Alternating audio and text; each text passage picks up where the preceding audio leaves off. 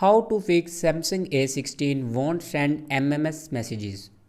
So let's start the video. First of all, check your network connection will be work properly or not.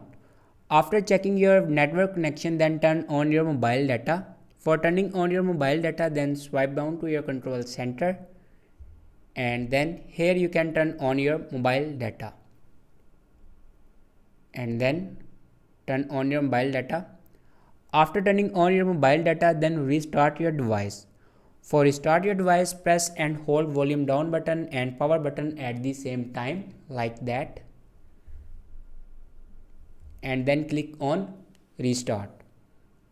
After restarting the device, your problem will be fixed.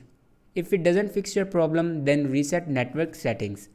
For reset network settings, open settings and then scroll down and click on general management. After clicking on general management, then scroll down and open reset and then click on reset mobile network settings. After reset all the settings, your problem will be fixed. Thanks for watching this video.